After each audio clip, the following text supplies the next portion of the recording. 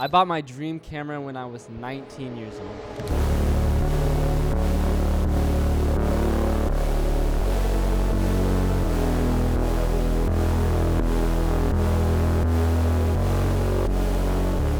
As you can see in the title, I purchased the Sony FX6 about a year ago, and it has taught me so much, as well as it got me to places I never thought I would go. In this video, I will talk about how I even got the camera in the first place, all of the benefits from purchasing the Sony FX6, and make sure you stick until the end to hear the downsides that come with owning a cinema camera. So I've been into video for a very long time, but I started taking it seriously about 2 years ago, and I started with the Sony a7 II, and I mainly took pictures, but on this camera, I did my first actual video for someone, and it was honestly horrible, and the autofocus was so bad. So I decided that if I'm gonna get into this for real, I needed a little bit of a better camera. This is where the Sony a7 III comes in. I had this camera for a few months, but then the Sony a7 IV came out, and around this time I started getting into log, so having 10-bit and 4K 60 was very important to me. I got the a7 IV and made some cool projects with that, but I felt like I was starting to really learn my style, and I noticed that this camera really limited me. I love handheld, and the rolling shutter really affected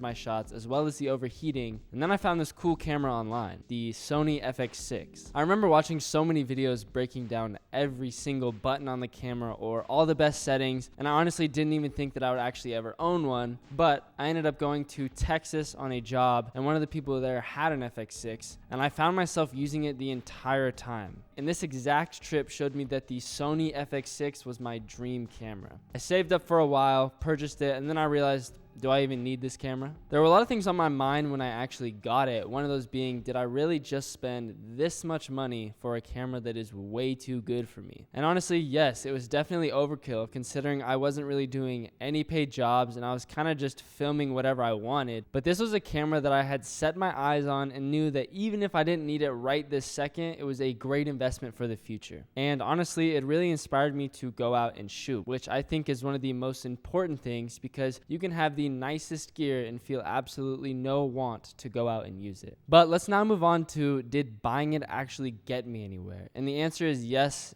and no. The camera itself didn't get me anywhere. It's not like you can just buy something nice and expect to excel in whatever field you're in. Maybe this is just me, but sometimes I feel like we get caught up in this idea that the camera is the most important thing and it determines the quality of the video. But again, it's the quality of the video, not the quality of the camera. Experience, knowledge, and creativity is what really builds the base of a good film. However, sometimes you can be limited in these aspects if your camera isn't up to par with what you're trying to do. And I know some people don't necessarily agree with this, but it is just a fact that certain ideas will be capped depending on the gear you have. So you just need to be real with yourself on whether you need that camera. Or you be like me and you just save up for that dream piece of gear and use it to motivate you to keep progressing and pushing forward. And this brings me on to the next topic of, was it worth it? And the simple answer is yes, 1000% it was worth it. It has definitely paid itself off, and I don't just mean monetarily, but that stress of, do I need this camera, is completely gone, and it has shifted to more of a, what would I do without this camera? And going back to whether I really need it, the answer 1 year ago would have been no, but the answer now is absolutely. Even if we take the actual camera out of the equation, something that you put a lot of energy into motivates you to continue to hustle, because you don't want it to just all be for nothing. But real quick, I want to mention again that purchasing a nicer camera will not automatically make you better.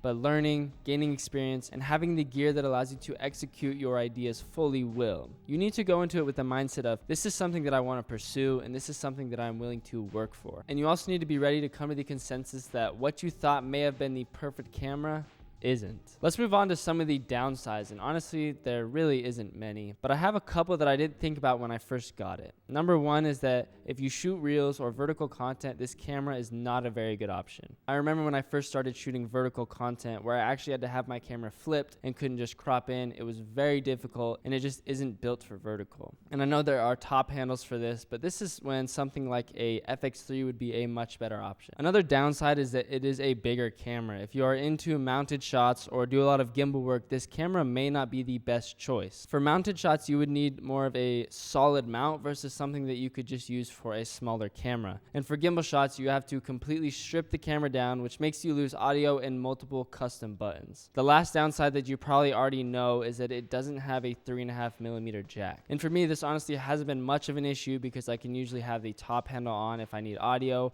or use something external to record it, but it is definitely something that you need to keep in mind. Overall, I am beyond happy and grateful that I was able to purchase this camera, not only because it was something that I had been dreaming about, but also because every day I want to go out and use it and I want to go out and make something awesome. Another camera that makes me want to go shoot something epic is my vintage camcorder, and if you're interested in that, go check out this video. Thank you all for watching, and I will see you next Wednesday for a special video. As you can see, pretty wild set behind me. This is actually a part of next week's video where we shot a music video using something special, but it looks fire. The video looks fire. The set looks fire. Shout out to all the boys for helping me with this. But yeah, I will see you guys next Wednesday.